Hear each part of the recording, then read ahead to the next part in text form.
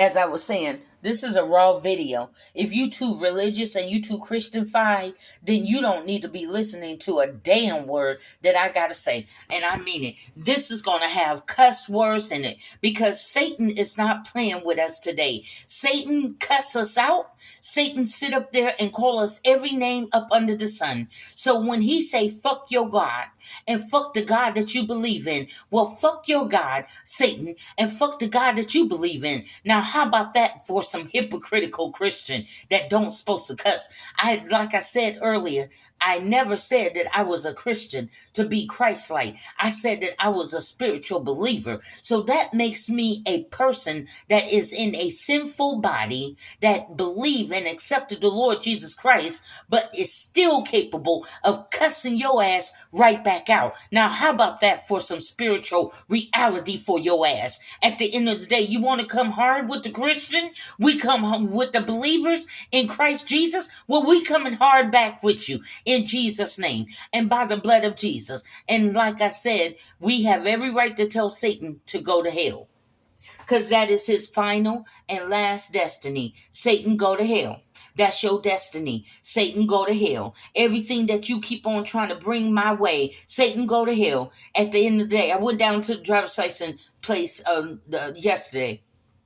And they wouldn't give me my driver's license because I didn't know I had a $90 ticket on it. But then it's been an old warrant on me for 20 years. See, this is why I tell my story my way. Because, see, people try to use that old warrant on me to have some form of a power. You understand? Try to use it like a weapon, like they got some form of a power. But I go ahead and announce it my own damn self. You understand me? Because only Jesus got the fear in me. You don't have no fear in me, and there's really nothing on me besides that you've been trying to use. So I went down there. They said that that's still on my name. Well, it's still on my name because a long time ago, my daughter Natisha got pregnant at the age of 16.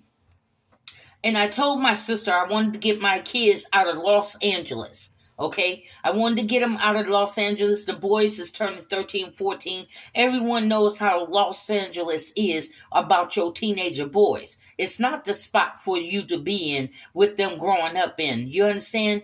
It's not the spot. So I told my sister in PA, Cicely, I said, I need to get my kids up out of here. You know what I'm saying? Bad enough they the teenagers. They're not listening to me anyway. They still the same type of, still hard-headed as hell. Don't want to hear nothing I got to say. It shows even at a grown age at the end of the day. But anyway, so I went to PA and my sister had 5 kids and I had 4. So we that we just work together and help each other out, right? So I find out that my sister, while Natisha was pregnant, I think she was like about 8 months pregnant. So she was big. Well, my sister at the time took her around some dudes, smoke weed and party, and it's like, you know what? I don't even know these dudes and stuff like that. And it's like, don't be trying to get dudes to be talking to my daughter right now. I'm trying to get her away from this mess. You understand? So we got into an argument, bad argument happened. I'm upset. And it's like sometimes I have blackouts when I'm really, really upset, right? So police call and stuff, the kids taken away and stuff, and I'm put in jail because of me being upset, right? So they put me on probation, but they still had Natisha and the baby. Tisha finally gave birth to the baby right there, okay? And so Sapphire was born in Pennsylvania. All right, that's my oldest grandbaby. Now, I've been in the system my own damn self, me and my 6 siblings, my brothers and my sister. So I was like, they ain't about to get my grandbaby. That's not going to happen. This is my first grandbaby. They're not going to have her. You understand? Because they was telling me that they was telling me that they was thinking about putting Natisha into a group home and they was going to basically adopt the baby out. And it's like, there's no need to be adopting my grandbaby. I'm right here, right? And I had everything in order, the house and everything in order. You understand? But when people is determined to do their slave auction off your especially newborns. If anybody know about the slave trade through CPS system, they aim at low income family for one thing, and they aim for black babies and biracial babies, and then come the real pretty ass white babies with poor ass white people, white family. You understand? That's how they aim for your children. Because those newborn babies, do you know how many couples is looking for a newborn that they can adopt? So they figured that they'd do it this way. And when you look back on the past slavery, they would take babies from the black mothers and they will auction off those babies. You understand? And they was planning on putting Natisha in a group home and auctioning off my first grandbaby. So what I did, I said, no, I already knew the consequences. So let me be honest in that. I'm a paralegal. So I already knew that this is going to be on my name for a long goddamn time. You understand what I'm saying? So at the end of the day, I got up and I got my babies and my grandbabies. They gave them back to me. In that moment, I was like, I'm getting them the hell up out of here. Period. You understand me? And I took Natisha and the baby to Arizona, and I got a chance to raise my own grandbaby for 8 years. And that gave my daughter a chance to raise her own child until she got into a very bad domestic violence situation and got my grandbaby taken away from me. You understand me? So therefore, this is my story. You understand? I don't care what nobody have written on paper. Of course, they're going to write derogatory names against the family in order to be able to adopt this baby out freely, to make us look bad, like we so bad, terrible people and family. So this is why this baby need a home. You understand me? They even had she's notorious. No, I'm only notorious if you fuck with me one too many times. And at the end of the day, like I said, I am still a sinner in a fleshly body. And if I feel threatened by you, I'm going to attack in front of police or security guards. I don't care. So many people don't got the business because they thought that they was protected by those police officers. So at the end of the day, I'm telling the truth, shame the devil. You understand? Okay? At the end of the day, I ain't got nothing to lie. I ain't got nothing to hide from no damn body. Don't nobody have nothing on me that the FBI don't have, that already don't know about. You understand me? You hear me? If I felt the need to be afraid to hide and keep it low because of this thing on my name, don't you think I would have? Do you know what Los Angeles is? It's a bunch of Mexican that if you give them the right type of money, they will change my whole goddamn identity. You must don't know about Los Angeles. If you really want to change everything about you, you go to the right damn people with the right damn money. They change your ID. Matter of fact, if I was really in Los Angeles, I would have got that driver's license that same goddamn day. I would have got hooked up. They would have wiped that shit off my record, make it look like it ain't there, and I would have got my driver's license. At the end of the day, they give you ID, they give you Social Security, the birth certificate, passport. So at the end of the day, don't play with me. At the end of the day, if I really don't want you to find me, I know how to not make you find me. Are you understanding me? I'm just that smart of a woman if I really wanted to hide out from you.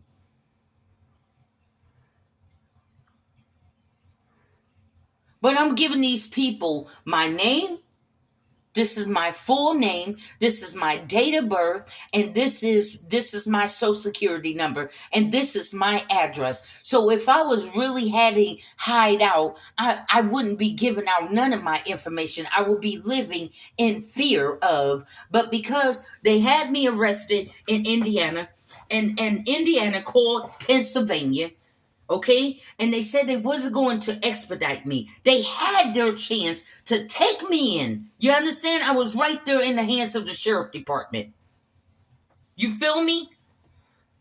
And these people keep on trying to use this shit against me. And I'm keeping it real on the get down on the realness. They keep trying to use this as to keep my Social Security benefit away from me. They keep, and that's why I'm walking around here broke and poor, because they don't want me with no damn money, because they had planned on getting that baby. I don't know how much money that they calculated for my first grandbaby, but I destroyed their plan. You understand? By me taking my grandbaby away from them. And I gotta share this. I had a dream. It reminds you of that part of the Bible when an angel of the Lord came to Joseph and told Joseph to get up and get that baby and her out of town. You understand? I had a dream. And it kept bothering me that night. I dreamed where there was evil hands reaching out for my grandbaby, and I had to get her and the baby away from that place. You understand me? Now, people who have a spiritual ear, let them hear. If you spiritual and discern, then you should know that. They was going after my first grandbaby, and I already been in the system, and I said she was not going to be in the system. You understand? Okay. So I went to Arizona. We raised the baby. I got a chance to hear her walk and talk and sleep and eat, and she would walk to the store with me, and then she started growing older, and it was her first grade, where she was first time in school. You know, all of us mobbed out there. She had her grandmama, she had her mama, she had her auntie Dominique, she had her uncle Antoine. I mean, all of us was like there, all up at the school in Arizona. You know, we videotaped her first day at school. You understand? We got a chance to raise our own children. You feel me? If I didn't make that move at the end, even though it messed me up, but sometimes you gotta take one for the team. And I guess I took that one hard, but I took one for the team, and I'm still paying the price for it. You understand me? Whether people believe me or not. You feel me?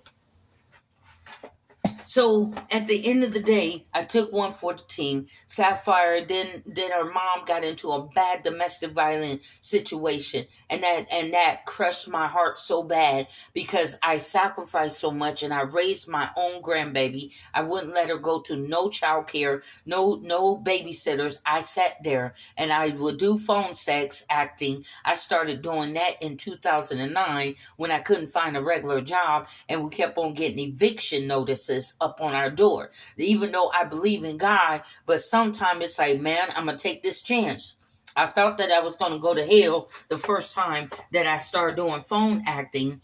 But it's like, then I started seeing it in a different light, that it's just acting and it's paying the damn bills. Are you understanding what I'm saying? When there is no Christian ministry, this is where Christian ministry should be able to have jobs for people, because you know what they do? They want to preach to you religiously that you shouldn't be in a certain line of work, but they don't have no jobs for us. You feel me? Are you understanding me? How can you sit up there? People need to work, ma'am. At the end of the day, reality, no matter how up there in the clouds of heaven that you may be, people still need to work. So I took that job because it was the only job that responded back to me. And it was with Lift Service Inc. That's where I first learned how to do it at the end of the day. And I became good at it. So I stayed at home with my grandbaby, with both of my grandbabies, Sapphire and Antonio. Nobody was able to babysit my grandchildren at all.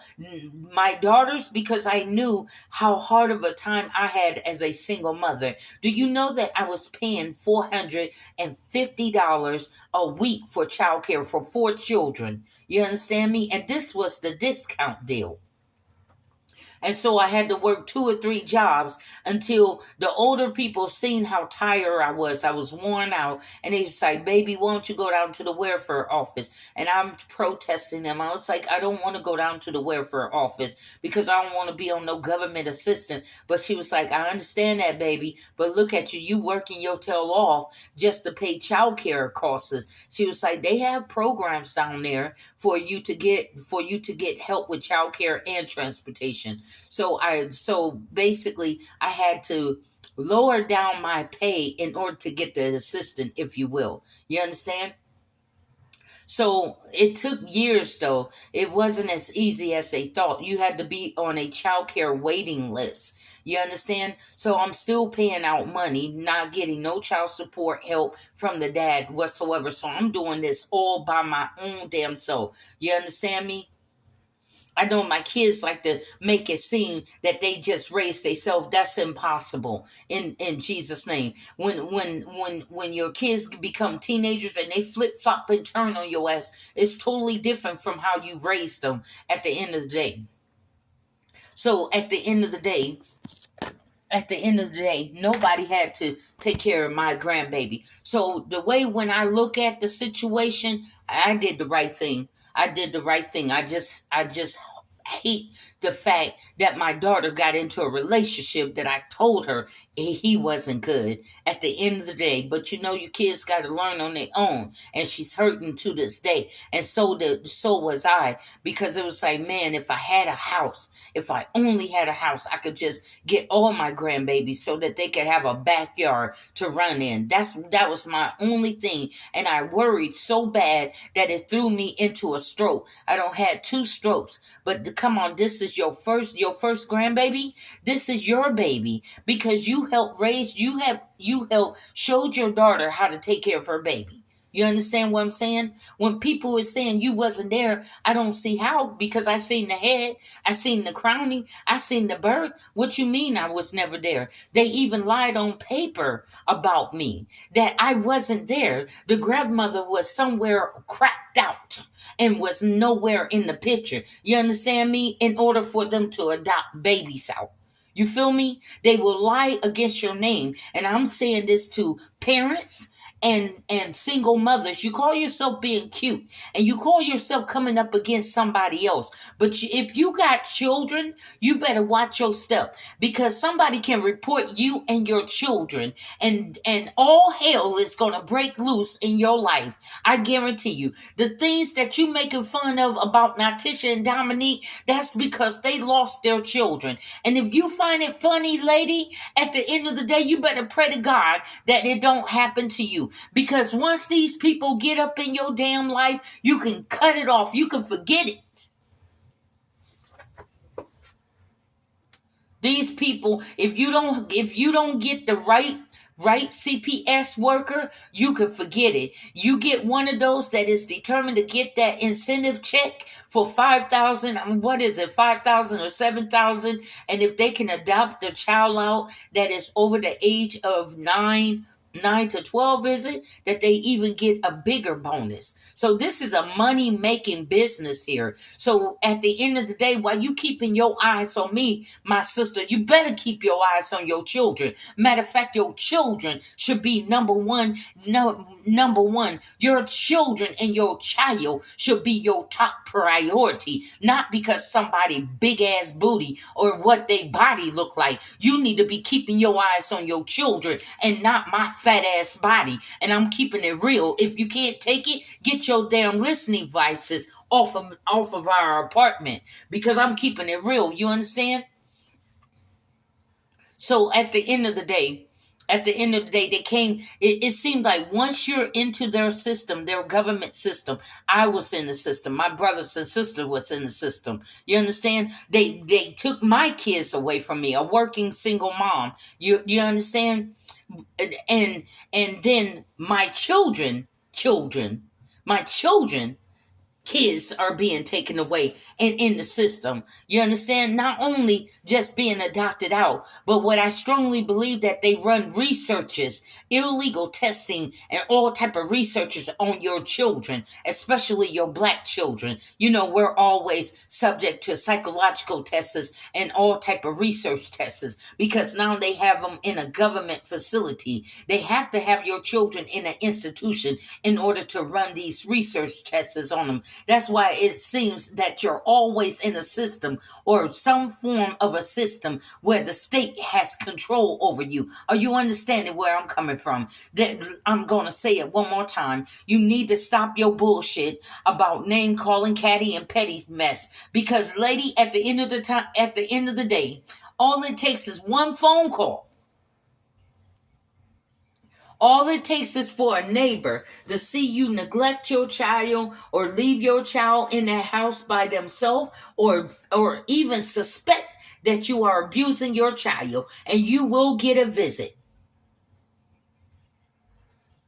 Because by law, they are obligated to come to the house to make sure that that child is okay. While you doing all of this evil planning and plotting, and you think this stuff won't backfire on you. You think that you could go around and keep on doing evil up against some strange woman, up against these women, when these women can use CPS up against you and get your babies taken out of that home. And if you got a man, oh my God, forget about the daddy, because they're going to even suspect the daddy, and they're going to run a full rundown on that man. And if there's any inkling or any type of criminal background of him, he's going to have to leave that house.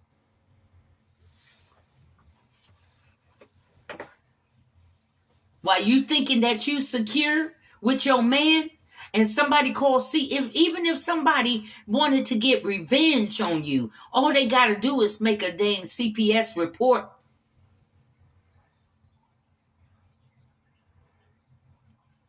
I'm telling you what I know. I'm not telling you what I think I know. I'm telling you what I've already been through. I've already experienced this. At the end of the day, it is not a good feeling. It is not good when you get off of work and you see a CPS dang card up under your door, on your door at the end of the day, and your kids is not there. That is not a good feeling, honey.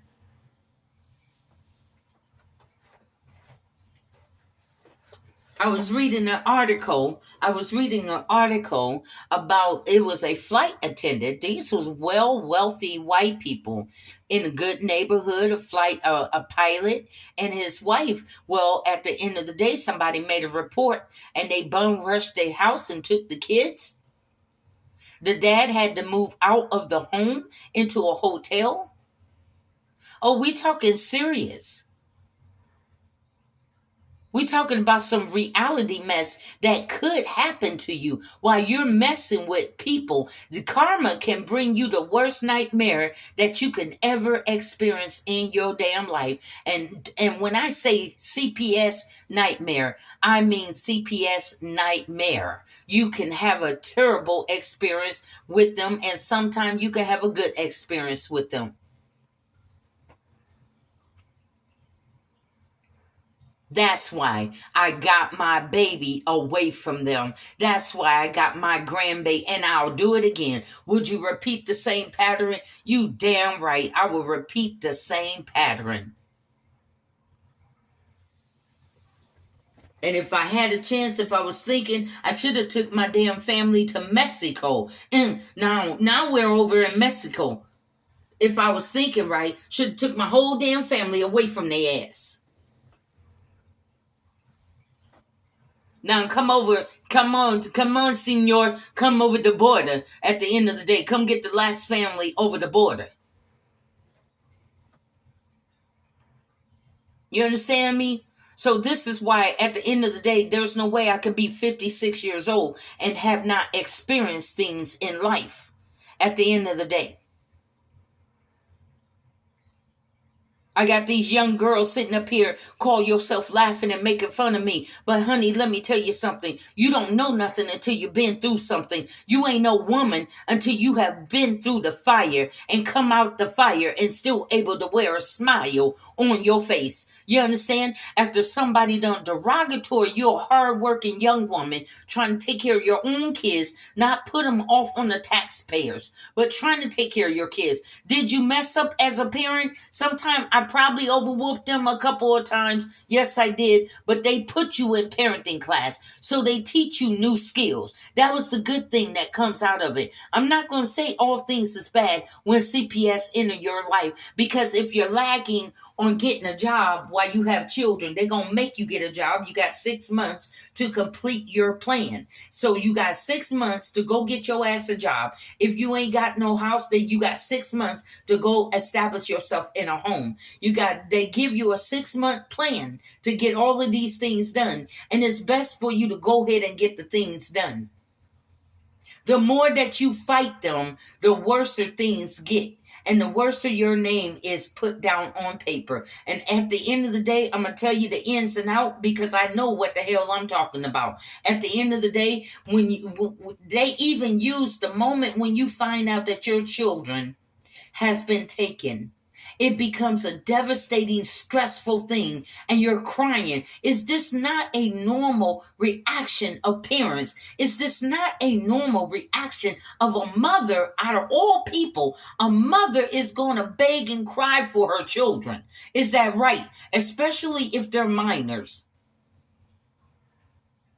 Please don't take my babies away. Please, please. This is a normal reaction. They sit up there and wrote down all kind of emotionally unstable. They call you emotionally unstable because you're crying out for your children.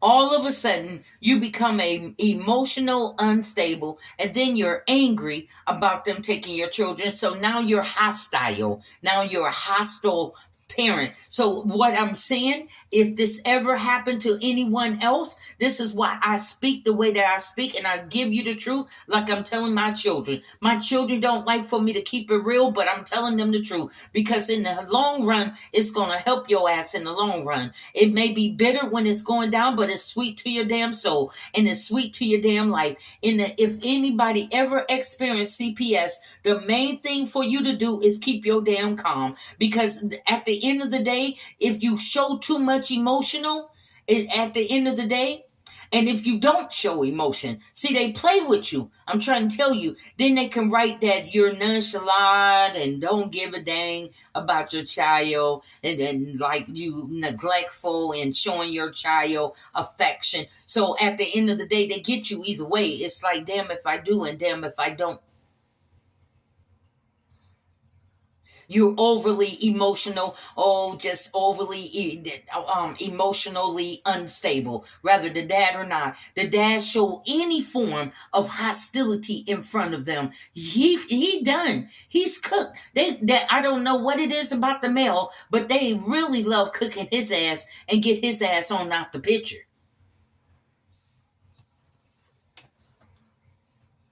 They figure that the women and children are the most easier for them to be able to handle. With this man being here, it's going to be a difficult. The same pattern that they used to use back in slavery. And it doesn't matter what color you are nowadays. They go for the white, Mexican, biracial children, and black children. Do your research for yourself and you will see that everything that I'm saying is very, very valid. At the end of the day, these people are snatching up our children and making you look like you're the most terrible parent that there could have ever existed. You're going to be notorious. I guarantee you the same thing that they said about me. I bet you they said the same thing about, well, my mother. I can see why that case. But at the end of the day, the same thing that they said about me, they don't put down on my daughters, that they are notorious and the same pattern. It's like, damn, you're so damn robotic that you don't come up with no new ass words. You say this about everyone. I bet you if I look at a white woman case, you got the damn same similar ass shit about them.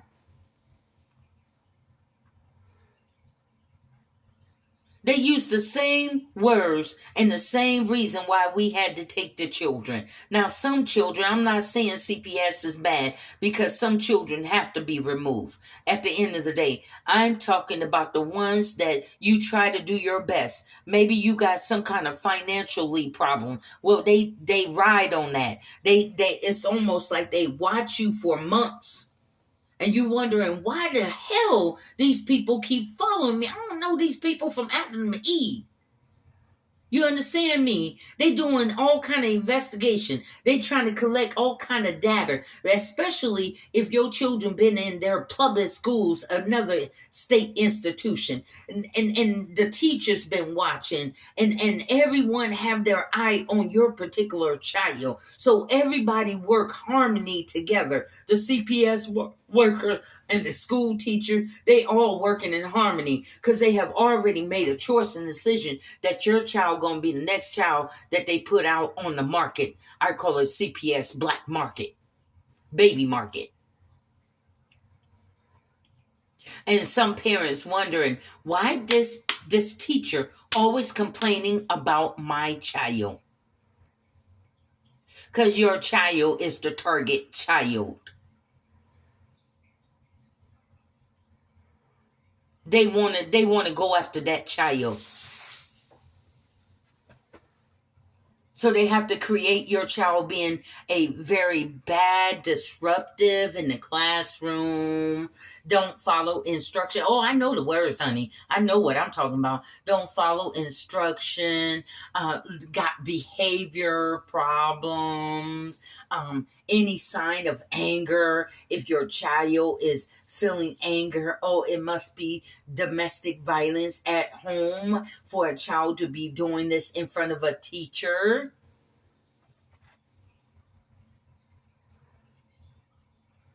All of these words.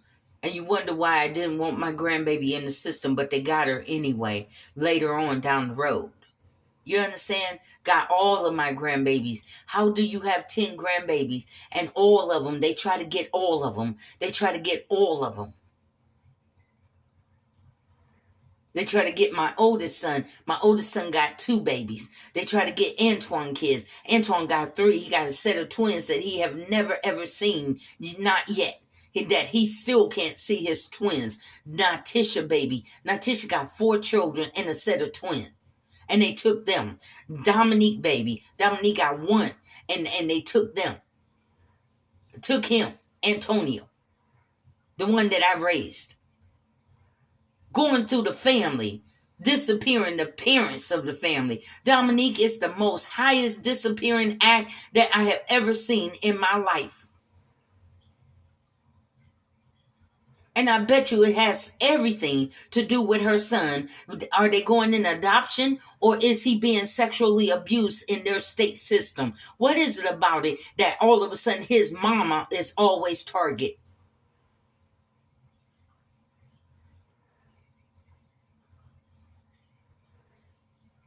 His mama is always, are you abusing him?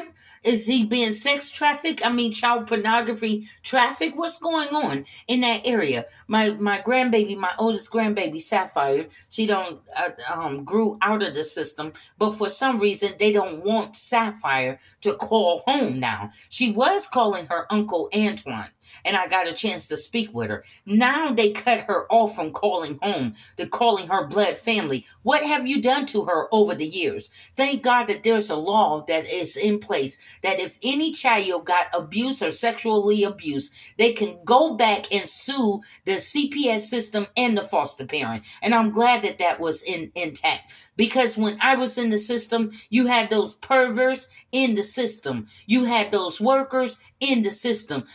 The best way for a child molester is to molest children, is to work around them.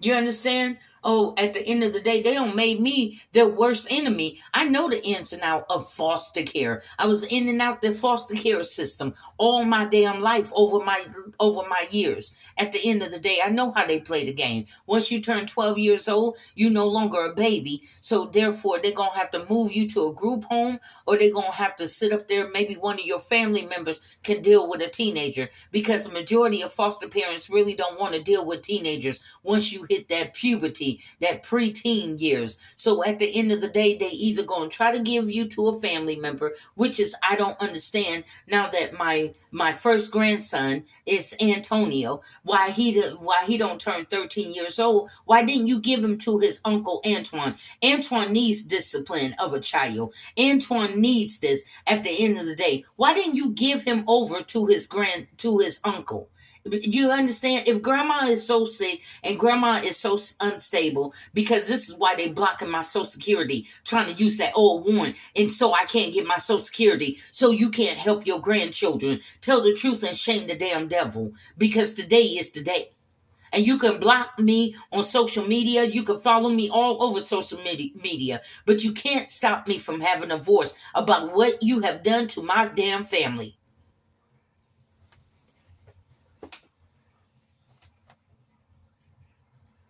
so that you can be able to help other people. My children, the mothers of these children, of my grandchildren, are not just some druggie. They are in pain and they are hurting for their children, just like any other mother.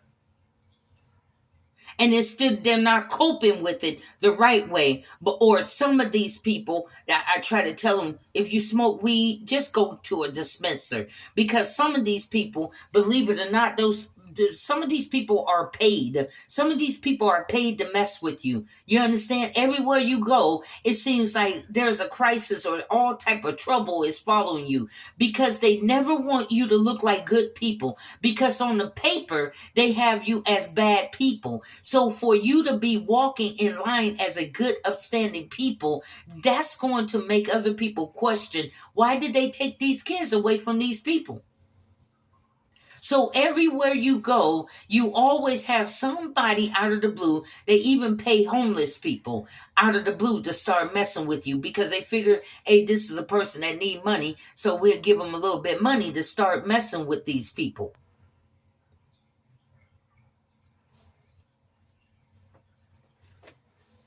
Now, at the end of the day, let me tell you, well, normally, if somebody keep on harassing you and bothering you, you understand, calling you niggers and stuff like that, or just bothering you, you mean to tell me you won't get to a point of irritation? You mean to tell me that you won't get to a point of being provoked to strike back?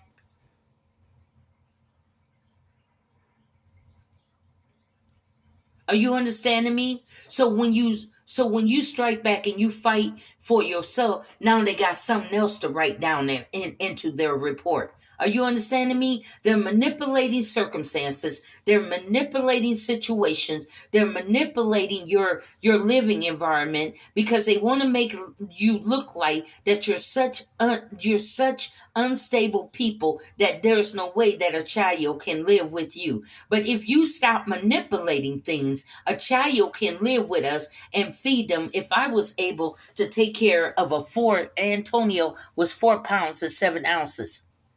And no hospital will let you take a child home unless they feel safe, unless they feel that you're able to take care of the child.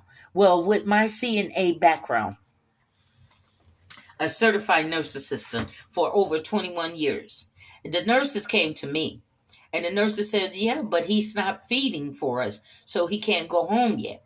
So I said, okay. I said, how long and often are you feeding him? Well, they said every 20 minutes. I said, okay. I said, give it a break.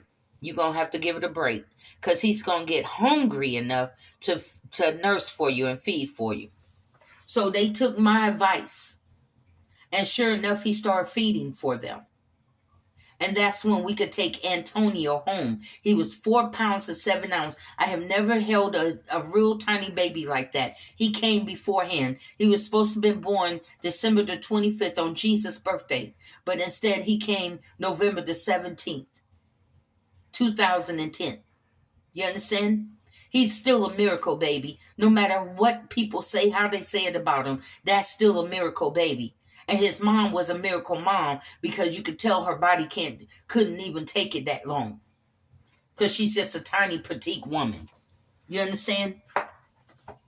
With a tilted uterus. A tilted uterus, you can't carry a baby that long. You understand me? So she went through a lot. And the good thing about it, she had him at the age of 21. So she wasn't a teenage pregnancy. It wasn't a teenager pregnancy. And that girl stayed with that baby all around the clock. She was working, and then she started working from home to make sure that she kept an eye on her baby. So her and I would get on the phone, and we start talking and acting on the phone to bring in income together. So he never ever had to go to a babysitter at all. She started buying his things. We started gathering diapers and milk way before the baby was born. Target, registry, all of that. We had everything for him. So he was never in want, in spite of what his daddy wanted. His daddy wanted abortion. Well, have you ever noticed that when a special child is in a mother's womb, Satan always try to have someone encourage you to kill the kid, just like they wanted to kill Jesus. You understand? Jesus was what? About under the age of 3, and the king sent out a declaration to go kill every child up under the age of 3 until they could kill Jesus. That's how you know you got a special child, when somebody immediately say, why don't you have an abortion? That's how you know you got a special child. Why would you go kill it? God put that baby in you for a reason. But that's not my place to make a choice and decision for you. So we chose not to, because our faith in God. You understand? Then they start getting all harassing Dominique. Then she started getting harassment from a daddy that's not paying child support or not doing anything, not buying no diapers and milk, him and his family. So why would you be harassing us if she ain't even want to be bothered with him on child support? So why would you want to harass a woman that don't even want child support from you? Get your ass on. You would think that they'll have enough sense that I don't want to have nothing to do with it. I don't want to have nothing to say about her. I don't want to harass her on Facebook. I don't want to irritate this woman if she ain't coming after me for child support. You got to be the dumbest man that I ever seen on the planet. If you didn't want to have nothing to do with the kid, and she's saying, cool, I raised my own son by myself with my mom. We did it together. So at the end of the day, we ain't begged them for nothing. Nothing, honey. Nothing. We ain't asked their family for nothing. They keep coming around us. We don't want to have nothing to do with him or his family member. You understand?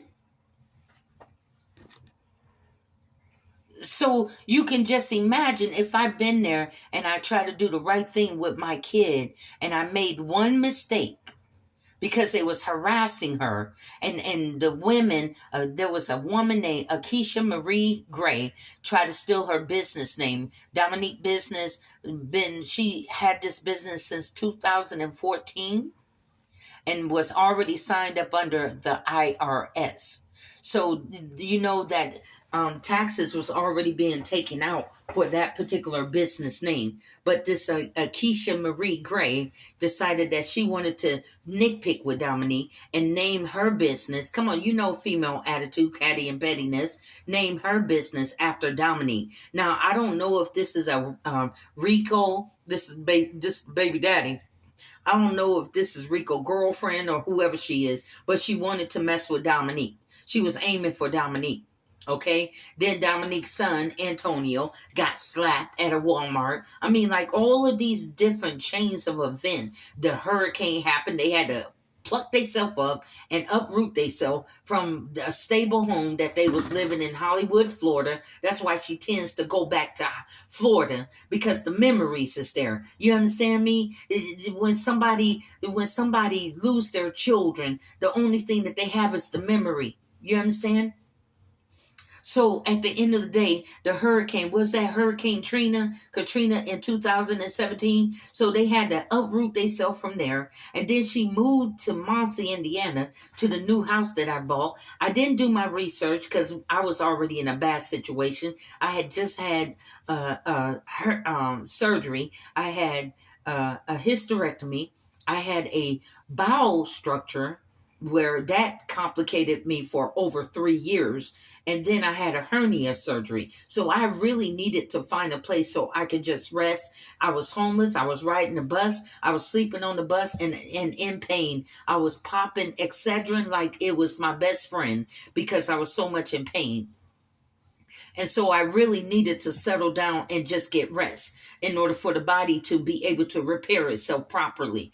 But I got there. It was a nice, quiet town. I was like, ooh, I probably did good. I was in love with my house. I thought the man was going to come back and fix the plumbing. He made a promise to me. It was a black guy named Carl Lee there in Muncie, Indiana, that sold me the house. So, you figure that a brother, because no white person would take my money. They was just that racist. So I figured I'd buy it from a brother at the end of the day. He never came back to fix our plumbing. So we had to basically live off the grid in our own house, if you will. I had to order water to come in. And then we had to use like a composting kind of technique, which is best. I mean, hey, I kind of enjoyed that one at the end of the day. And so her and the baby had to come up there and live with me. Okay, she was being harassed. She was getting email harassment because I'm telling Dominique's story because they don't never want her voice neither to be heard. But I'm narrating it, and so she was being harassed. She had an issue that she had to go back to Florida once the hurricane calmed down, and she had to take care of legal business. So at the end of the day, from the harassment and her son getting slapped by a Walmart worker is still in google.com. You just have to type up Dominique Lack's son slapped by a Walmart worker, and you're going to see the video of it, and you're going to see the whole article by News Channel 13, because that was grandmama that called the news lady, and the news lady was so shocked. She said, "What?" I said, "Yes. I was all the way in Indiana, and I wanted to walk down there all the way. It happened in Tennessee while she was visiting her boyfriend. And I was so angry that I felt like I could have walked all the way to Tennessee and found that lady at the end of the day." And so the news lady shocked too. She was like, who is this to put your hands on another person's child? So she said, "Can you have Dominique call me?" So I had Dominique call the News Channel 13, and they did an interview with her. And you see Dominique where she took a picture with the news reporter, News 13, of that incident and with Walmart. You understand?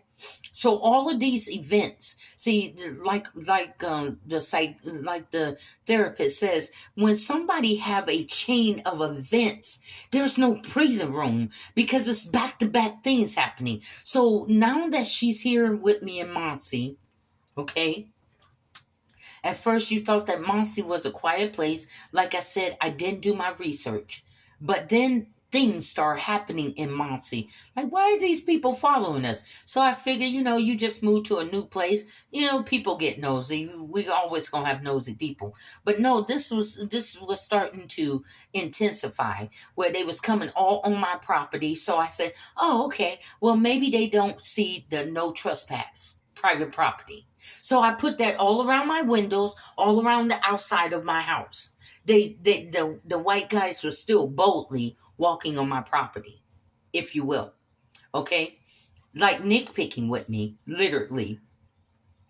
Because it was just at the time, women and little Antonio at the time. So they was nitpicking, driving all around, up and down the streets. Like, who does this? Totally new for me coming from Los Angeles. I know that from Los Angeles, people just don't roll up on you at a bus stop and start laughing and making fun of you because they'll get shot down. You know what I'm saying? But in this little town, they was doing little crazy, stupid shit. And then I started noticing, like, dang, I think that they don't bug my house. Really. And there's a lawsuit on that of what I state that I strongly suspected. And it's still going on here in Citric Heights. Like, they made contact when I moved from Muncie because the house got so damn cold when I moved from Muncie that they made contact with their little KKK chapter here in California. You understand? And so at the end of the day, all this stuff happening, Dominique bought a gun for protection for the first time. Okay. Now she went back to go handle her business in Florida. Okay. But she didn't know, and I didn't know, truth be told, as a paralegal, that you can't carry across state. This is true.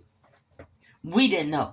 So she ended up getting arrested for that. Antonio ended up getting taken and into Broward County, Fort Lauderdale, Florida, Child Net Adoption Center. That's where he's at. You understand? Okay? They made promises that once she get out of jail and get herself situated, that she would get her son back. Okay, they started playing psychological games with this girl mind. Now, I remind you, this has been a mother, in spite of the hard times of what, she stayed there with her child. She never once left her child off on me or went to the club and partied with other men and got back-to-back babies. You understand what I'm saying? She stayed there and worked for her child. You understand? That's a mom that at the end of the day, I want to make sure Antonio is fine. When he has asthma attack, she sit up there and she's the one that took care of him. When they started complaining about him being in school and he's not paying attention because he has attention deficit, they're okay, I'm going to pull him out of school and I'm going to put him in K through 12. Then he started doing really good. So I think that she was a good mom. No matter what anybody wrote about her on paper, I think to be a young mom, I think she was good. Now, when they start playing game, she ended up buying a house in Muncie, Indiana. Oh, I forgot the name of that street. The house was so perfect. They said that once she gets in there and get everything settled, that they was going to do an interstate transfer. That they was going to transfer Antonio Case from Florida to Indiana. Matter of fact, they was going to do it with me. But guess what? They end up sending me the wrong people information. How do you do that unless you deliberately meant to delay that transfer? You understand? You're supposed to be a CPS worker or a manager of CPS. How do you make a careless mistake like that? Then you want me to start the paperwork all over.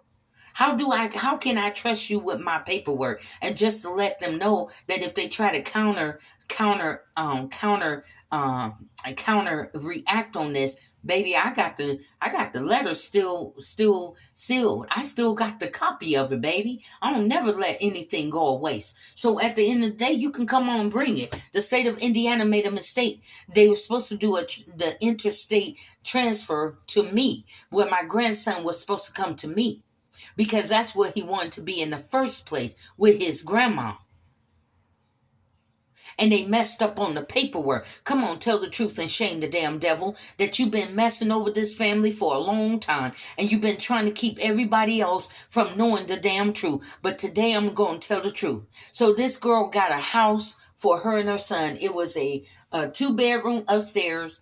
And it was a living room, dining room. It was a bedroom downstairs. There was a basketball court. I was like, Antonio going to enjoy this. You know what I'm saying? She had an incident with the neighbor. The only bad thing is that they shared the same garage. I mean, the driveway. So you had, again, the bullying white man trying to bully the little petite 4'8" black woman with her son, in her car. As always, I don't know why they feel that they can intimidate the women and not approach a man like that. So she got the house with the basketball and everything. Well, they were supposed to come out and do a inspection of the home, a home visit. They never came out, and they never transferred the baby or the case to Indiana unless the KKK, because I was getting to that, unless the KKK made sure that case would not be transferred to the state of Indiana. And I'm gonna tell you why. The reason why Indiana, first of all, that's where the house was at, and that's all that my money could afford. And then at the end of the day, in the state of Florida, grandparents really don't have rights. In the state of Indiana, I would have had the rights. You understand me? That's why I wanted the case there in Indiana. That's why they was messing over the case, so that the case wouldn't come towards me. You feel me? With the help of some racist people, or maybe they hired these people. Like I said, sometimes that CPS damn system can be very corrupt, and the people can go beyond things that you can't even imagine, because they take their power and authority and their job position, and then they act like they're the police officers. They're not. They need police officers to escort them to your house. They're not the police. And at the end of the day, you don't have to open up the door if they ain't got a warrant. All you got to do is show your babies that there ain't nothing wrong with them. At the end of the day. This is our story. I know you don't want nobody to know because you wanna have it your way like Burger King. At the end of the day, you want everybody to believe you're one side, and the family cannot speak, and the family don't have a voice. But you got our children at the and what makes it so bad? These are Indian children. I may not have the paperwork, but I am part Indian. My daddy was part Indian. My grandmother was a full blood great grandmother was full blood Indian. When you look at her picture, she looked like a white woman with long ass hair. So at the end of the day, we are part Indian. And really, at the end of the day, these are tribal children. A tribal committee should be having the rulership over our children. Not no state government at the end of the day. And if I had my paperwork, I'd go live with my Indian tribe, Choctaw, or whatever, however they pronounce it, and Cherokee at the end of the day. So just to let you know, when you're looking at our nose that you want to call American bald eagle, you better be looking for that Indianness in us.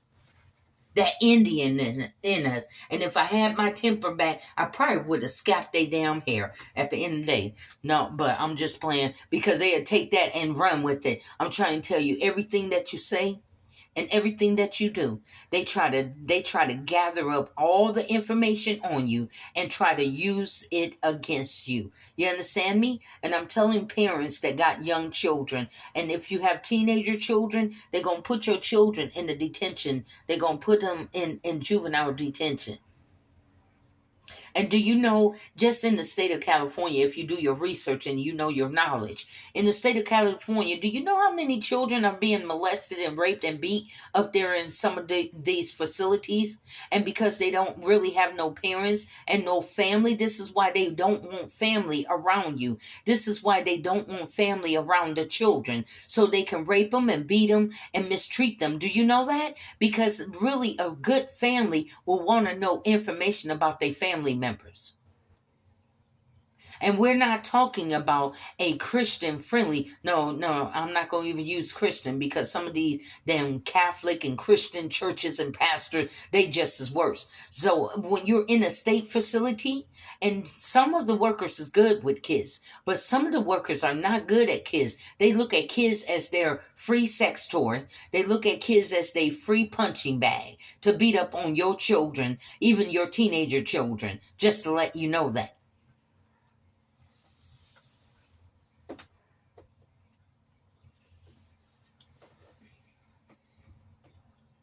So at the end of the day, what are you trying to get here, Miss Lax? I'm trying to get people to stop accusing my kids and slandering my kids' name when they have had a devastating thing have been done to them, especially the women of the family. It's very psychological damaging. And some people may cope with it with drugs. And that's not the way to go. But at the end of the day, that's the only thing that they have to cope with until they find another solution. Maybe they got so psychological traumatized by the event that they're not ready to talk about it yet. Are you understanding? One moment you can see the intelligent in Natisha and Dominique. And in the next moment, you can see that these are hurting mothers hurting for their children. Now, what type of mother or real women cannot relate to that? Are you understanding me? They're not just some kind of stereotype. I know that that's what they want to write down on their paper. Stereotype black woman on crack. Who knows? They so evil and wicked. I wouldn't doubt that they will pay somebody to say that this is weed, give them what they thought is weed, so they can have some other type of drug in their system to get them in that state of mind to match down what they have wrote about them. We're talking about a corrupt system and corrupt people that is working in the system, within the system.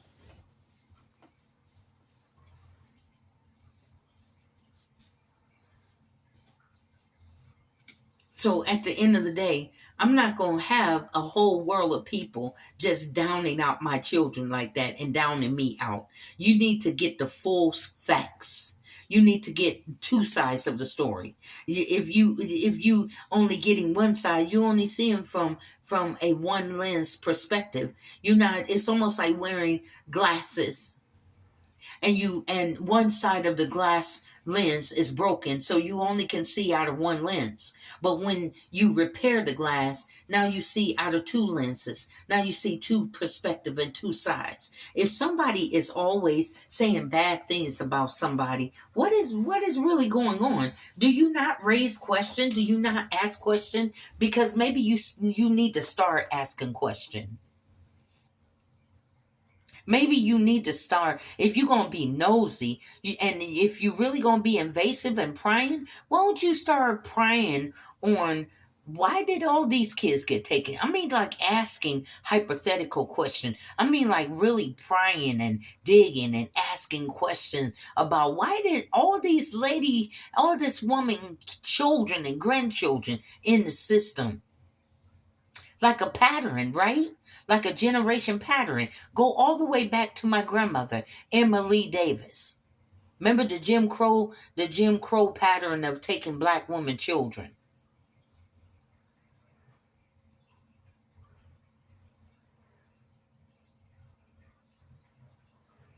The Jim Crow pattern of snatching these children from this particular family from generation to generation to generation is too much of it. Antonio mother coming up missing on and off. What you doing with her? Are you trying to, I don't know what they doing with her. Are you trying to traffic her? Are you trying to drug her out because there's a adoption procedure coming up? I mean, like, what's the whole purpose of aiming for Dominique, Antonio mother? Is it still Akeisha Marie Gray and friends in the picture and the baby daddy?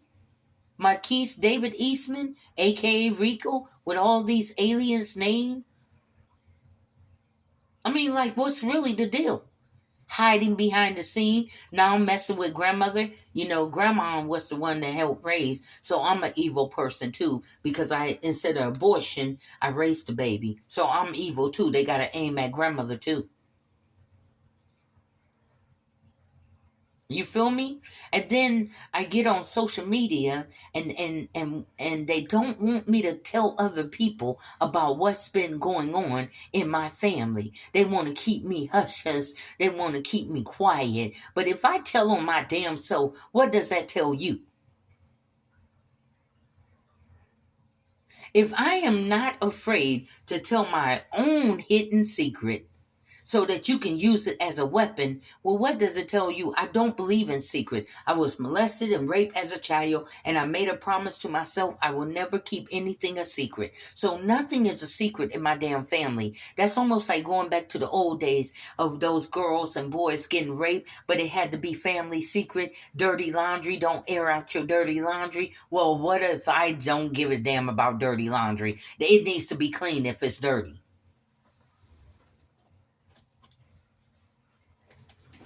So what if I wash the dirty laundry with the truth? How about that?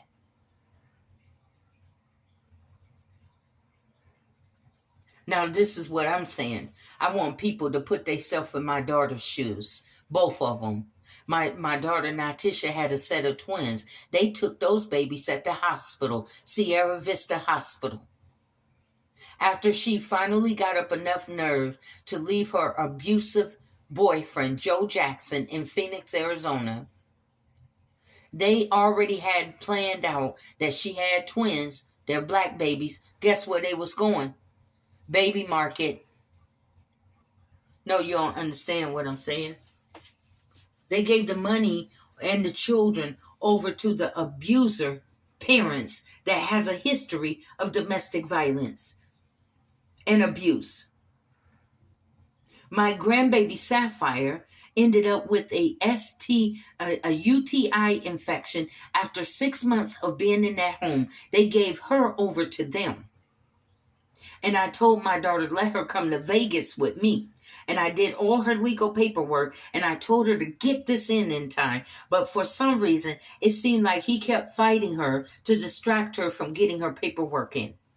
Because they already had planned that they was going to take the baby. Okay? So I wonder, you wonder why Natisha act the way that she does? Well, she ain't got a voice neither. Because they want to keep her quiet too.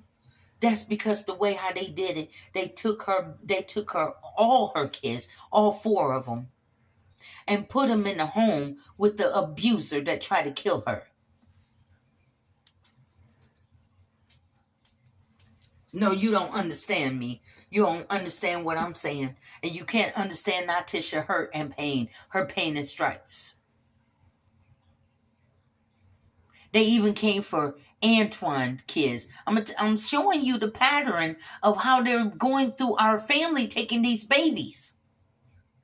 Antoine had a set of twin, biracial.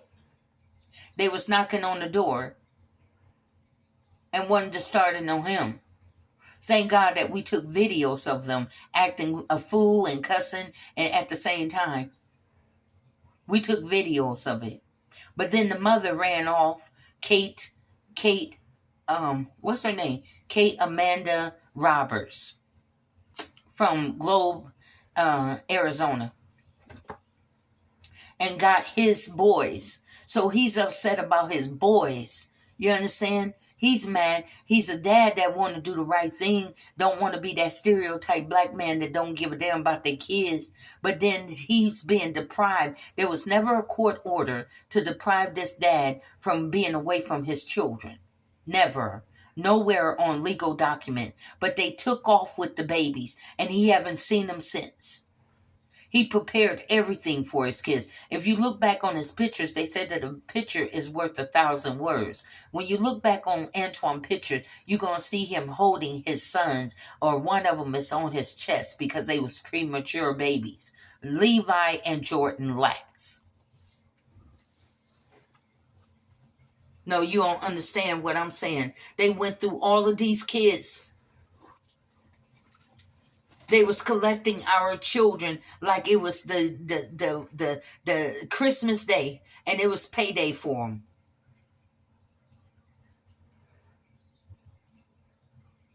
It's been payday for everybody.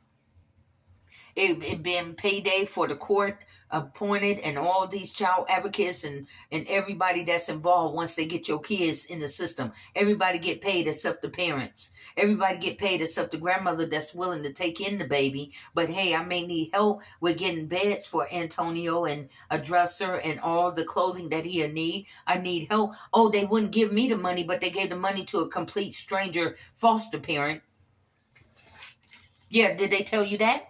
Why everybody's sitting around judging me. Why, like the grandmother never wanted anything to do with her grandchildren. I wanted my grandchildren.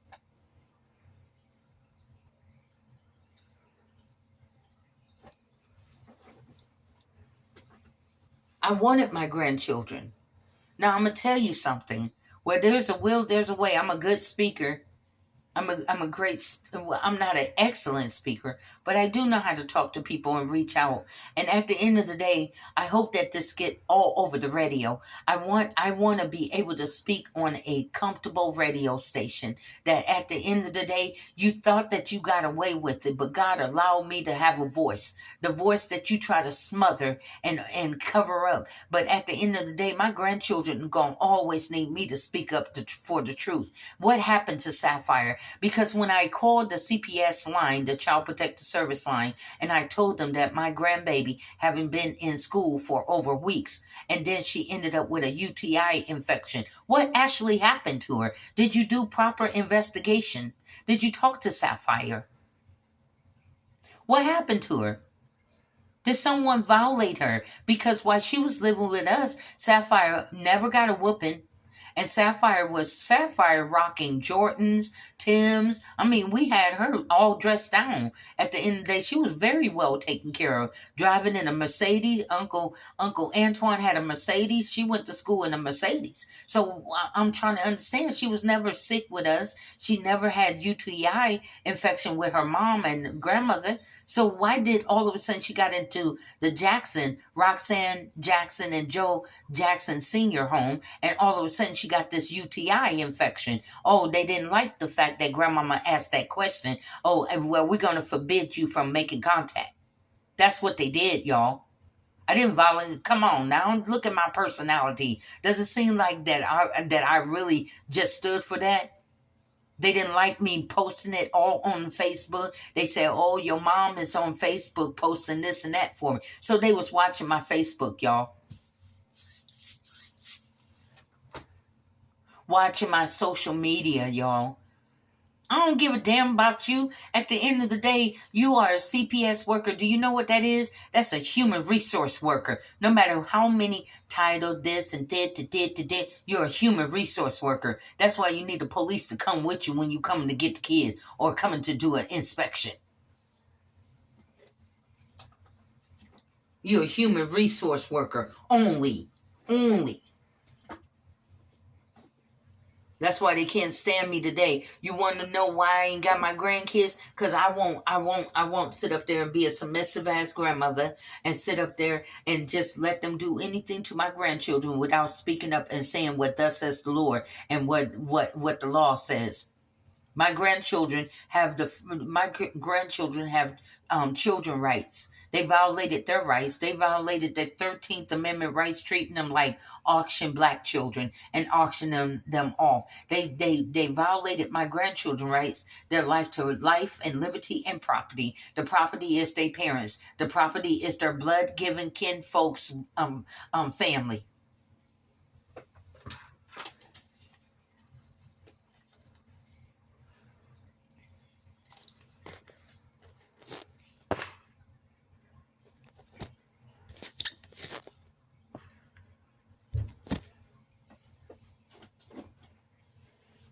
And I want to be able to have my voice. And God showed me that one day I'm going to have a voice. And people going to appreciate that I had that voice. And I had enough courage and bravery to sit up there and speak out about what they have been doing to my family. How they have taken all of our children away. And you wonder why we're not really a good... I think that we do okay in spite of the first time of what had happened. It was very devastating on us. And it was a big blow. I couldn't even get over that stroke for a long time. It was so devastating for me to have lost my grandbaby like that. My first grandbaby, and then my second grandbaby, Antonio. My first grandson and my first granddaughter. Oh, but some people write it off as a nonchalant. It is what it is. Shit happened, right? No, not unless you don't have something like this happen to you. It's a very devastating event and happening and kind of thing that you just don't get over. I know that they look at Natisha and say, just get over losing your twin, or Dominique, just get over losing your son. But it's not like that, because now the mothers are worried. Are they being abused in the system? It's not just get over it. If this man abused my daughter, who's to say that he and his family wasn't capable of abusing Sapphire?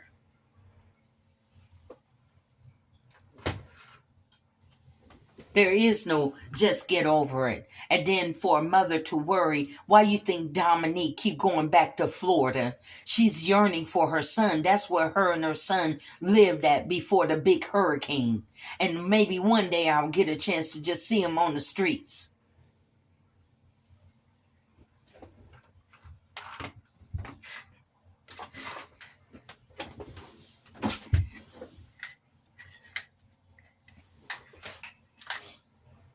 What part of reality? See, nobody wants to hear us. Everybody want to make fun of us. We already been through enough pain and stripes, but they want to keep on nailing the nails in our hands and nailing us to the cross every day of our life, this family life.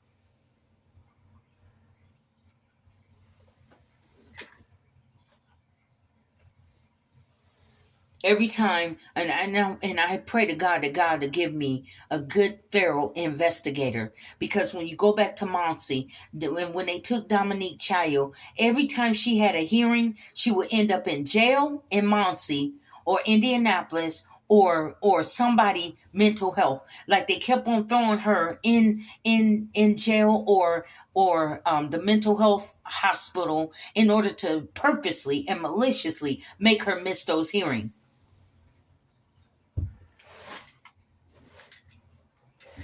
Just need somebody to listen to this black paralegal and then follow up what I've been telling you. Now, do you see it for yourself? Do you see the pattern? Look at their records. Their records go to the national police data, so they can't erase that.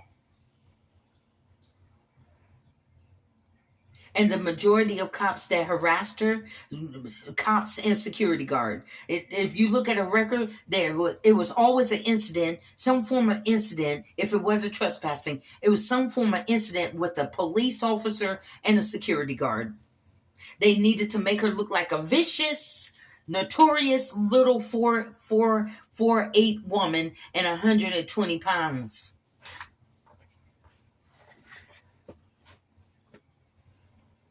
She was notorious with no weapons on her whatsoever. Just notorious. The same way with me. I was notorious because I was listening to Tupac. And they heard me listening to Tupac, Keep Your Head Up, and Better Days, and Unconditional Love. So all of a sudden, I'm a thug.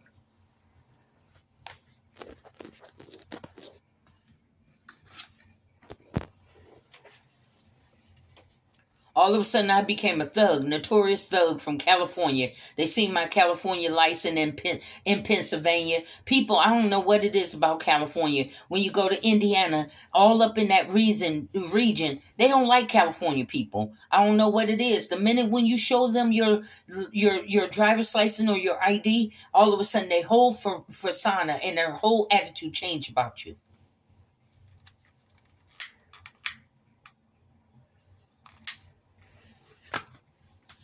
So between Indiana and Pennsylvania, I was a California thug, baby. West Side, connect game to the connect game.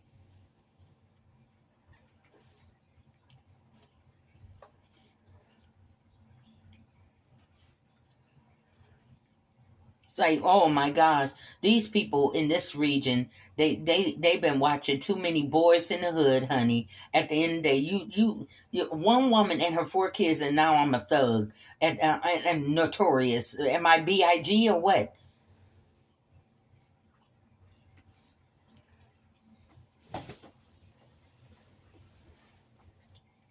Now this is Miss Crystal Lachelle Lack's voice, the mama that everybody talk about. They sit up here, everybody. It's just strange. Why you pointing me out about being fat?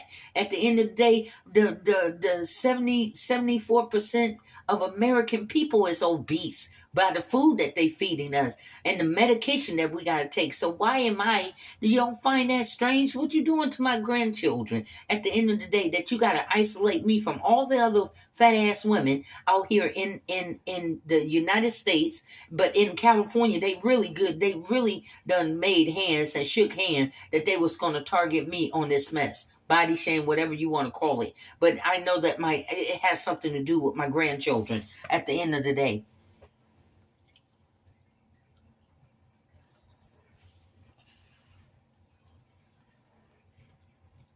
How can you sit up there and make fun of one big fat black woman when there's all type of fat ass women all around the damn world? Matter of fact, we so damn fat that even Nike is selling to BBWs. So that's the reality for your ass.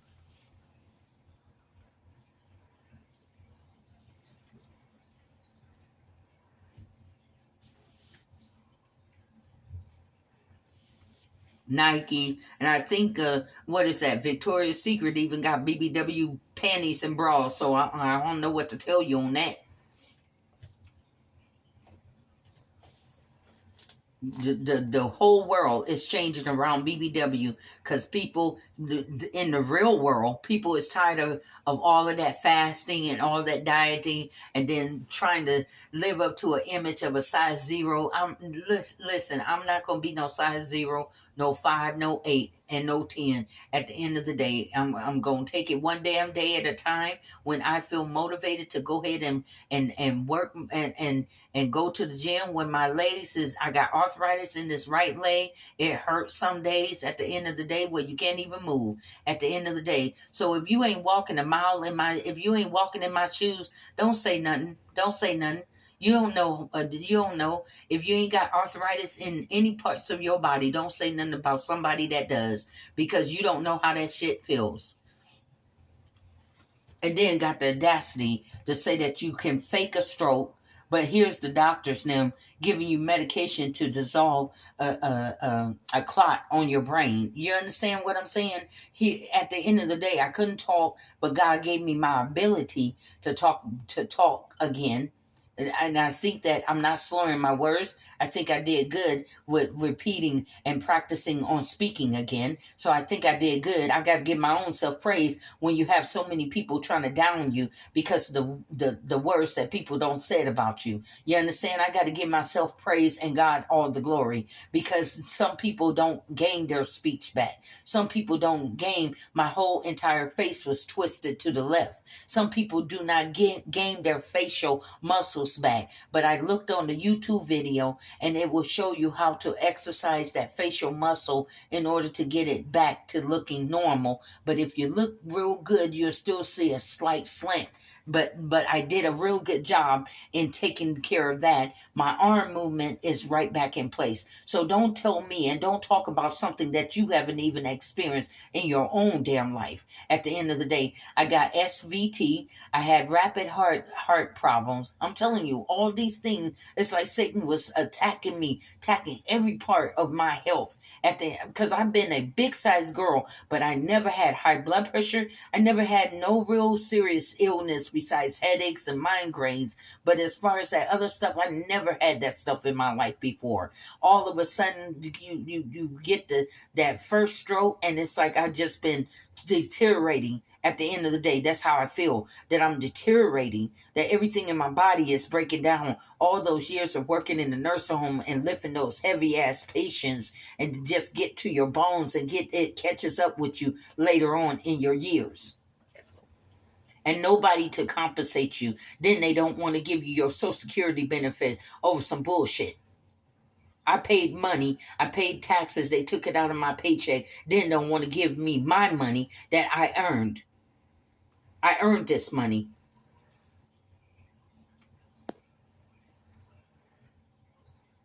So where was I? Okay, yeah, you don't want me to get on that trip all by itself about working all these years, and they don't want to give you your money. You know what I'm saying? Social Security acting like that's their money. It's my money. I'm not asking you for SSI. That's welfare. That's a supplement. I'm asking you for the money that I paid into the system.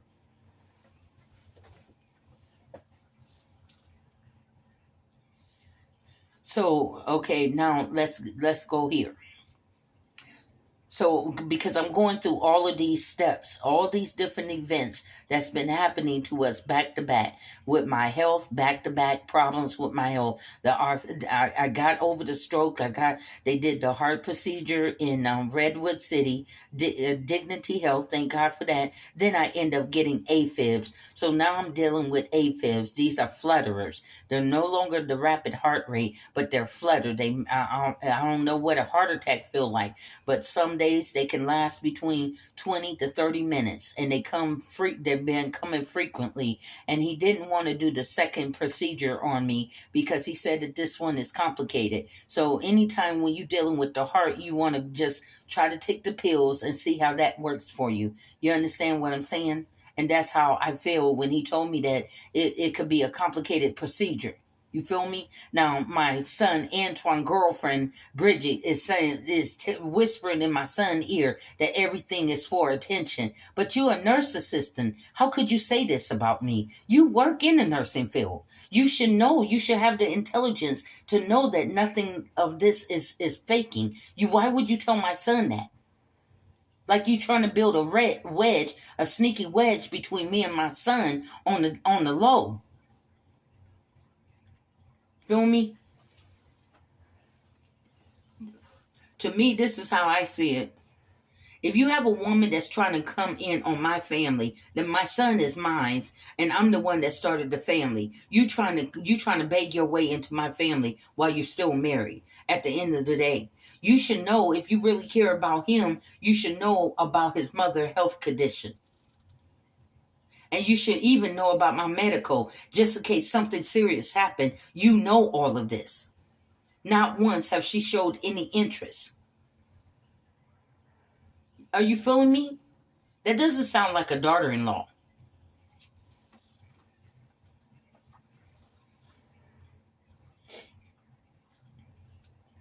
Now, so all of these health things I've been trying to overcome. I went from, and let me not forget about the fractured foot.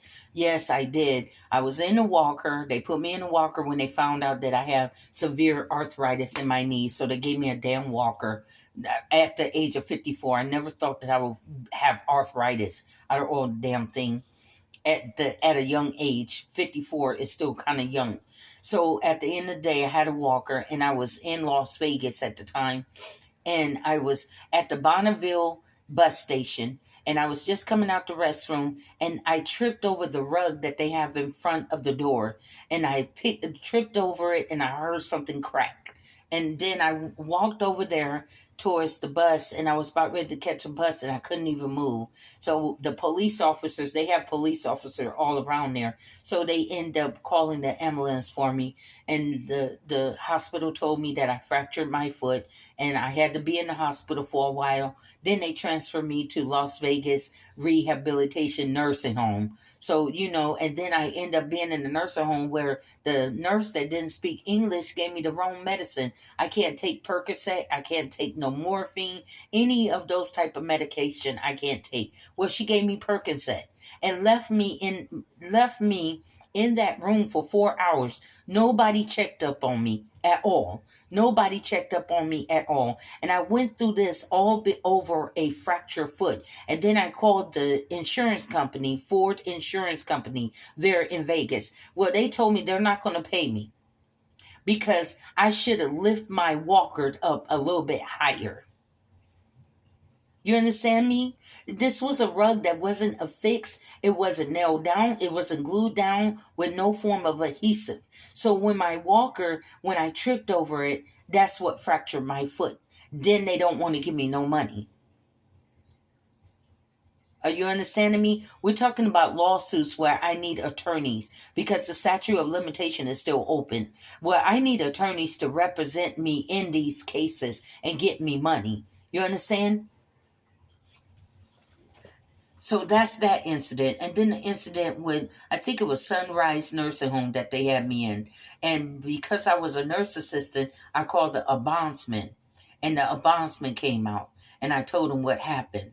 So they immediately, the nurse ended up talking to the nurse. The director of nursing ended up talking to the nurse that gave me the Percocet. This is a bad thing, not to discriminate against no one. But if you don't know English, it's kind of hard for you to deal with a American-speaking patient and end up giving them the wrong medication. You understand?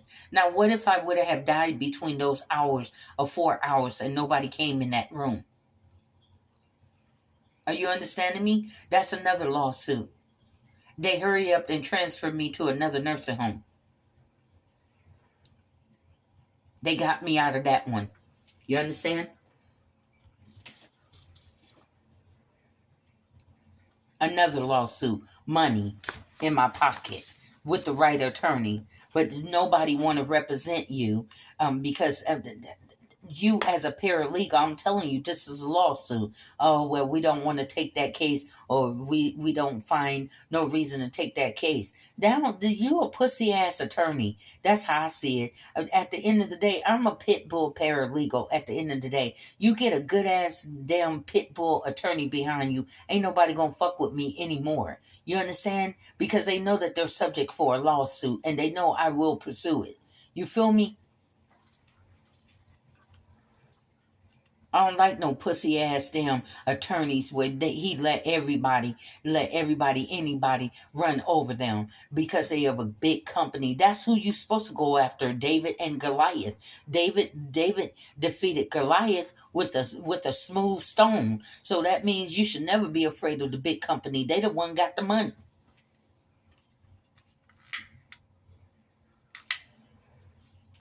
The Bonneville bus station. How come an attorney wouldn't take that? That's money. Well, the Sunrise Nursing Home. They don't want their damn name in the newspaper. That's money.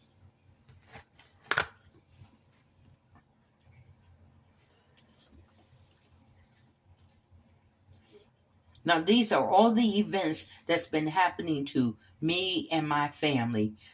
Some have been manipulative, some have been accidents, just all of these things that keep happening to us back to back. It's out of the ordinary. You understand what I'm saying?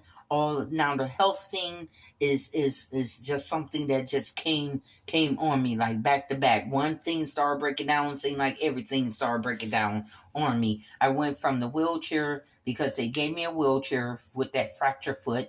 Then I had to move from my house because in Indiana that house wasn't really prepared for winter, and I would get rain during rain season. It would flood the basement, so and then it'd get frozen. So I had a whole ice skating ring down in my basement. Then my ceiling fell in because the guy didn't disclose. Hey, I had to learn a lesson. I learned now, but didn't disclose to me about the roofing and the basement flooding. So then my roof came in on me, so air was coming in. So we had to get out of that inhabited home. There wasn't no plumbing. You understand? And so you couldn't stay in there, and they was concerned about me still trying to live in there with all my health problems.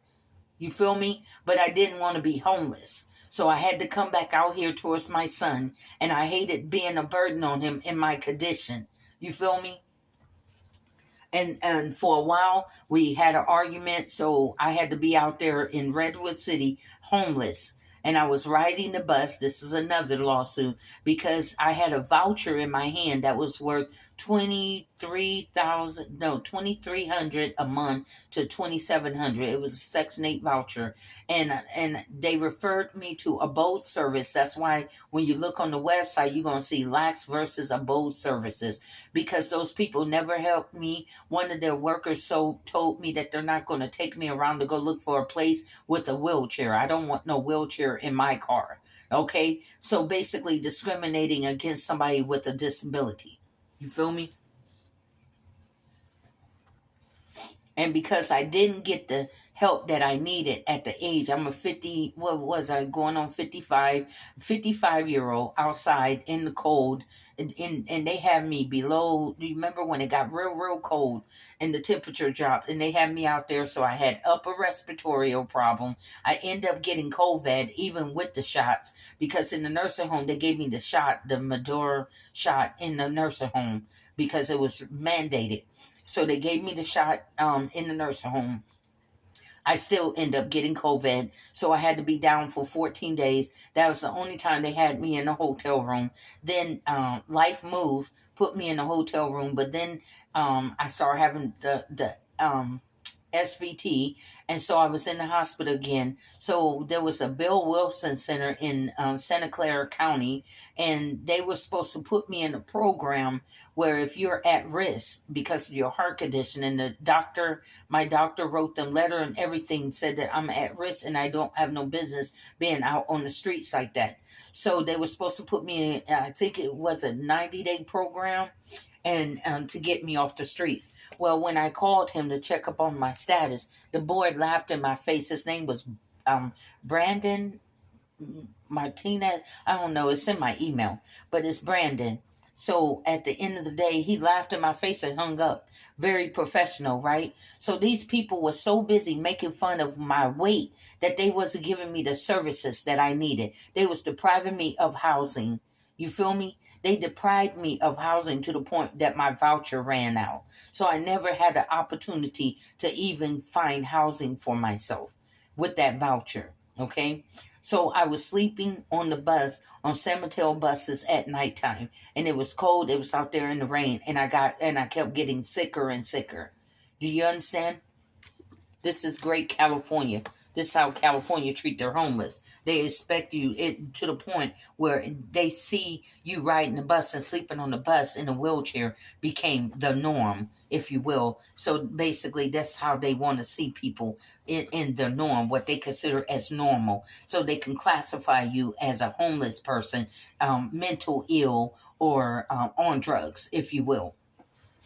Because that seems like the hot button words that they love to use on you when you homeless.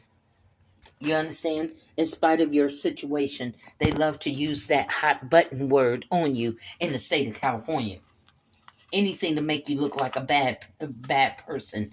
So after a while, I got so sick where I had to come live with my son. He was just getting back on his feet, you know, but he wanted to take care of his mom. So at the end of the day, we still was having problems in our own family situation, but we try to work it out. You understand? And so this is where I'm at right now. I've been here for about 3 years. I went from the wheelchair to a walker. So I am using a walker. I do walk with the walker at the end of the day. Some days is good. I take Excedrin still because that's what's been helping me with my pain. Tylenols or nothing else does the trick. So, and maybe some ibuprofen if I get a prescription for it. So at the end of the day, I still get flutters and stuff like that. But I want people. Don't be sitting up there assuming shit about me without you actually coming to me. You know, they used to have a saying that the best way to get the information is from the horse's mouth themselves. You feel me? And I like telling my story because see, I'm the one that knows the in and out details of my story. I can tell you what kind of day it was. I can tell you if it was a rainy day. I can tell you if it was a cloudy day. I can tell you if the sun or if the birds were singing in the tree that day. These other people is just assuming. These other people is just telling their own side of the story of how they assume it is. But I'm the one that knows the detail of my children. I'm the one that knows detail about my grandchildren because I was there from the beginning. I'm the one that I can tell you at the end of the day, was it a hard labor or was it an easy labor? At the end of the day, I can tell you that they had to put a hook on the head of Sapphire in order to get her out. I can tell you that because I was there. I know the details. They couldn't even deliver the baby without grandmama being in the room because she didn't feel comfortable being there by herself. When they tried to give her an epidermic, Natisha, with my first grandbaby, he kept doing it wrong. So I told him to stop because you don't try it 3 times and it's not working. Just stop before you paralyze her. I'm the one that knows those details. No other woman can give you this information. No other man can give you this information. And for the men that keep on dogging me, bruh, at the end of the day, I stand strong than any of you. At the end of the day, I never ran from my responsibility. There's been so many hard times where I felt like giving up. There's been so many hard times where I felt like dying because I felt like I couldn't do it. I felt like I couldn't make it. You don't understand, honey. You don't understand the pain, the stripes. You don't understand those times where I was walking the floors because I didn't have enough money to feed my children, or I didn't have enough money to pay the bills, and I'll stay up all night worrying and pacing the floor and praying to God. You don't understand those moments.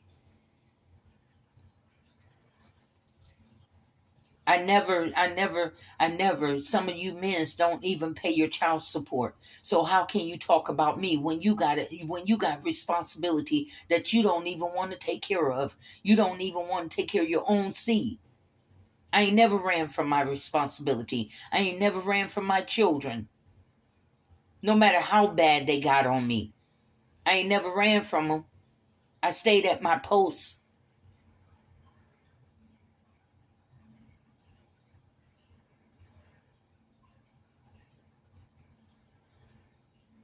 I don't been called bitches, motherfucker, it's your fault and everything. And in spite of all of that, at the end of the day, I see the hurt and pain, and we're all hurting and paining at the end of the day.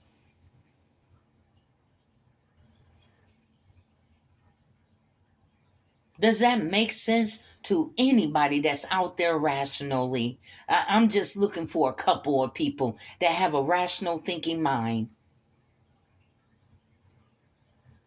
How can people that have had so much back-to-back trauma still be able to try to keep on going and wear a smile and still try to be courteous and friendly to other people when they're hurting? You know what bothers me the most? That some of these people have been doing us wrong and then have the audacity to have an angry spirit. If anybody should be the most angry people on this earth, it should be us.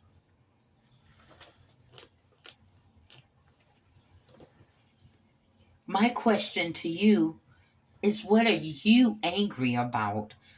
You the one doing shit to us. What are you angry about?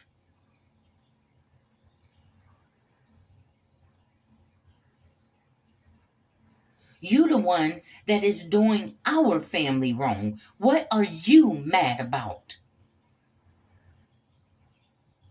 They want to do the wrong to us and then don't want us to be angry about it. So what kind of feelings do you expect us to have? Fake and phony feelings? Do you want us to go into la la land and pretend that this shit doesn't hurt? We're talking about children that could be possibly being abused in these systems. What, you think we write off our family members? Anthony, let's mention my son. What happened to Anthony Maurice Verlin Jones in San Francisco? Normally he'll be posting all on Facebook and everything. Did you slip him something too? Like his grandmother Beulah, they slipped her drugs in order to stop her from being a Motown singer. Did they do that to Antoine? Did they do that to Dominique? Did they do that to Natisha? Did they do that to Anthony?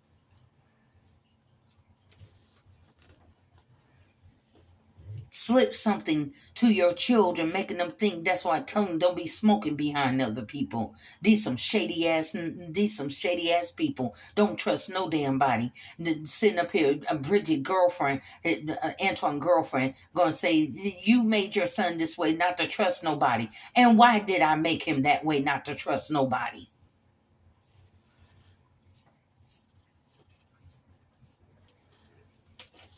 Sneaky ass women sit up there and fuck you at the same time and set your ass up. Why did I teach you not to trust no damn body? Dudes to sit up there and bang another woman and sit up there, come home and beat the hell out of you. Why do I trust you? Why did I train you not to trust no damn body?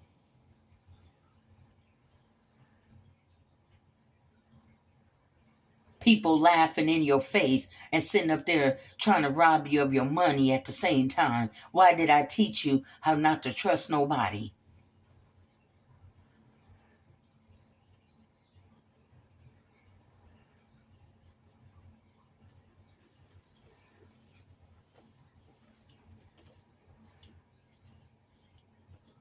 You raise your tongue. You can't even speak good. Don't try to diss me when you trying to beg for my son and you trying to work your way in this marriage. You don't never overstep the mom of this family at all. You take care of your kids.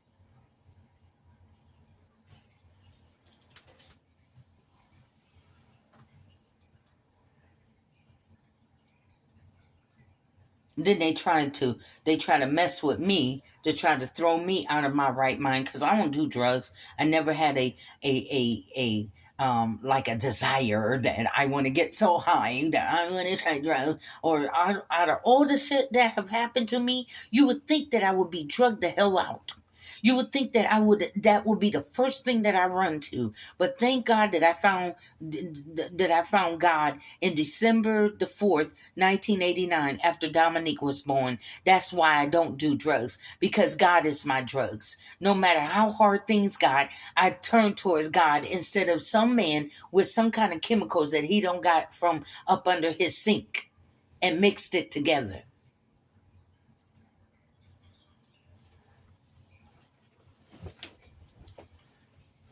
And want you to snort all kind of chemical rat poison all up in your nose.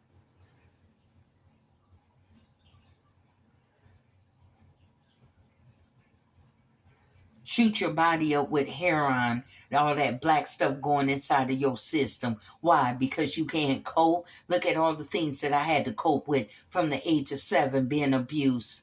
Why you think they took me from my mother after they gave her that damn shit and they slipped that shit to her? She was never in her right damn mind.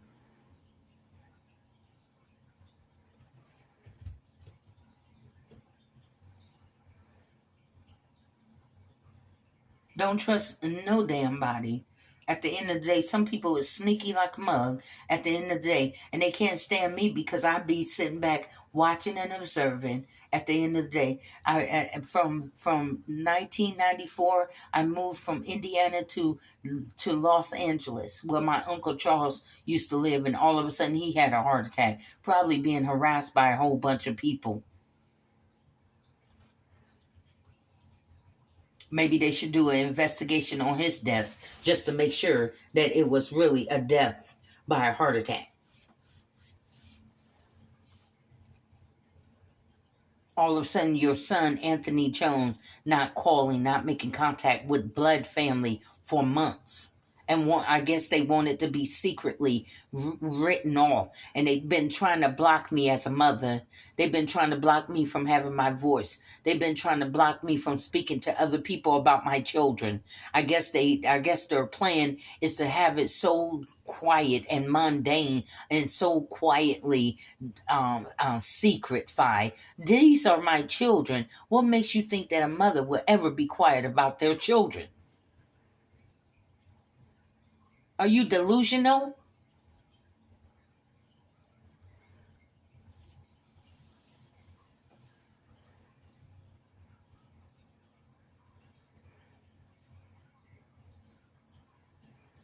So I think that I think I shared enough, even though there's a bigger picture. But honey, if I tell you the whole story, it wouldn't be enough paper for you to write it down. So at the end of the day, I'm sharing my story so that it can help other people. I'm sharing my story so it can help other people. I'm going to say it again. I'm sharing my story so it can help other people. I wish I can tell you, and they had a happily everlasting life. I wish I can give you that fairy tale, but I can't. I ain't never been a fairy tale woman. I never, at the end of the day, believed all the way to give Santa Claus all the praise and glory, give a tooth fairy all the praise and glory, when I had to get my tail up at 4:30 in the morning and go to that nursing home and had to work my ass off for Christmas gifts. And I'm not going to give no white man with a long beard and a fat ass stomach all the glory. And plus Santa Claus, some places I lived in the project, where Santa Claus going to come down a chimney in the project. How is he going to get his fat ass in there? Because if he rolled up on us, we would have attacked him. So at the end of the day, didn't no white man come to the projects. Didn't no white man come to our house, knocking on the door with a whole bunch of toys. That was mama working overtime.